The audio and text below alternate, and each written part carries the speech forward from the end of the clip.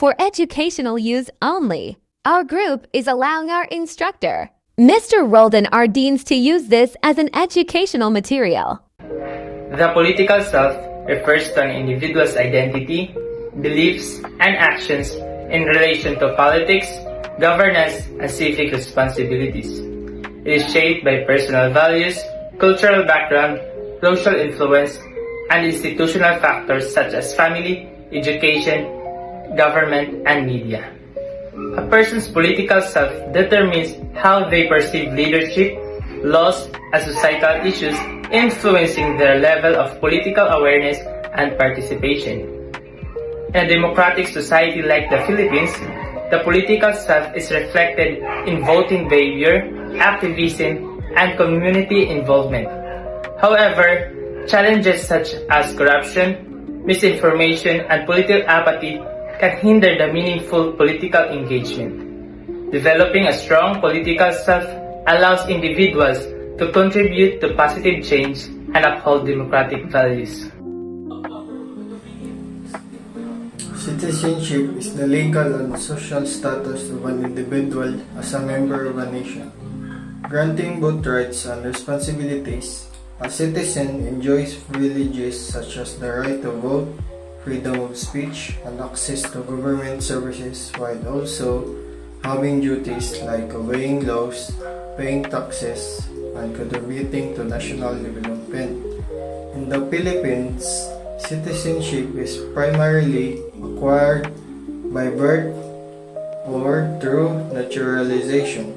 A good citizen actively participates in civic affairs, respects the right of others, and upholds democratic values. However, challenges like political apathy and misinformation can affect responsible citizenship by staying informed, engaging in community service, and holding leaders accountable. Citizens help strengthen democracy and contribute to the nation's progress. Challenges such as political dynasty, corruption, and misinformation significantly impact democratic participation in the Philippines. Political dynasties, where power is concentrated within a few influential families, limit fair competition and prevent new leaders from emerging, reducing voters' real choices. Corruption weakens trust in government institutions, discouraging citizen engagement and making public officials prioritize personal gain over national interest. Meanwhile, misinformation and fake news, especially through social media, distort public perception, manipulate voters, and spread propaganda that influences election outcomes. This influence contributes to political apathy, as some Filipinos feel their votes or voice do not matter. Addressing these challenges requires stronger laws, media literacy, and active civic participation to ensure a more transparent and inclusive democracy. So, Filipino identity is a blend of indigenous, colonial, and modern influence that shape the values, beliefs, and tradition of Filipino people, rooted in strong sense of community. It emphasizes traits like bayanihan, cooperation, pakikisama, harmony, and utang na loob, depth of gratitude. The country's history, marked by colonization from Spain, the United States, and Japan, has influenced the language, religion, and political system while retaining native customs and traditions. Family remains the core social unit with deep respect for elders and strong familial ties. Depth globalization, Filipino maintain their cultural identity through festival, language, cuisine, and shared national pride. This unique blend of influence defines what means to be Filipino in both local and global contexts.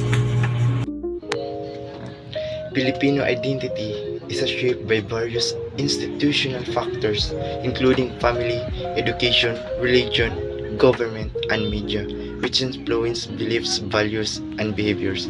The family serves as a primary institution, instilling respect, close family ties, and traditional values such as utang na loob or debt of gratitude. The educational system plays a key role in shaping national identity by teaching Filipino history, language, and civic responsibility. Religion, particularly Catholicism and other faiths, influence moral values, tradition, and societal norms. The government and its policies impact national consciousness through laws, leaderships, and civic programs that promote democracy and citizenship. Lastly, media and technology shape Filipino identity by influencing public opinion, preserving cultural heritage, and connecting Filipinos worldwide. These institutions collectively contribute to the evolving yet deeply rooted identity of the Filipino people. Filipino identity is strongly shaped by a deep sense of community where relationships and social connection play a vital role in everyday life. The spirit of bayanihan or communal unity reflects the Filipino tradition of helping one another, especially in times of need.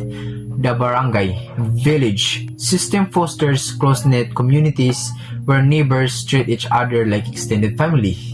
Filipino value pakikisama, social harmony, which encourages cooperation and avoiding conflict to maintain good relationships. Celebrations such as fiestas and festivals strengthen communal bonds by bringing people together in shared cultural and religious traditions. Additionally, community involvement in activities like volunteer work and disaster response highlights the Filipino people's strong sense of solidarity and collective responsibility. This strong communal identity contributes to the warmth, hospitality, and resilience that define Filipino cultures. Filipino identity is deeply rooted in values and traits that emphasize strong family ties, social harmony, and resilience. Core values such as bayanihan, community spirit, and pakikisama, smooth interpersonal relationship highlight the Filipinos' deep sense of cooperation and unity. Utang na loob, deep of gratitude, foster loyalty and appreciation towards those who have helped them, while hiya, sense of shame, encourage individuals to uphold dignity and avoid action that may bring embarrassment. So, Filipino are also known for their hospitality, warmly welcoming guests, and treating them like family. Their resilience allows them to remain optimistic and adaptable despite hardships. Additionally, respect for their elders is deeply ingrained, reflected in gestures like pagmamano and using polite language.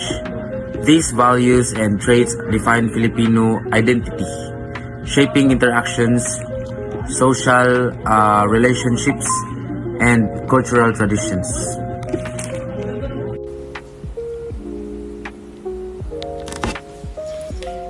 Democracy in the Philippines is a system of government where power is vested in the people, allowing them to elect leaders and participate in governance.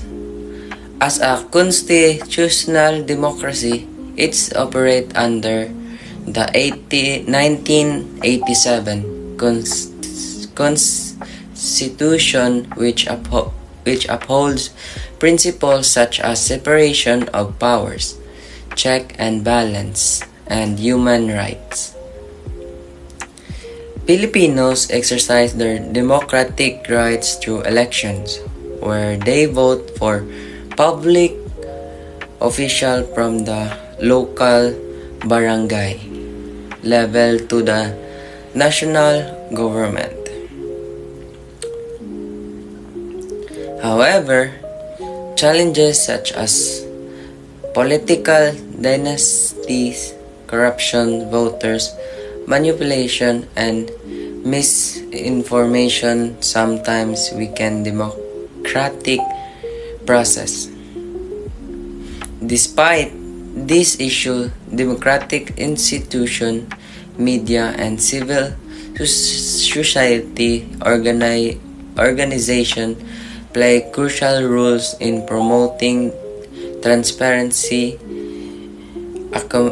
accountability, and political awareness. The country democracy continues to evolve as citizens actively engage in political discourse, protest, and reform to uphold their rights and freedom.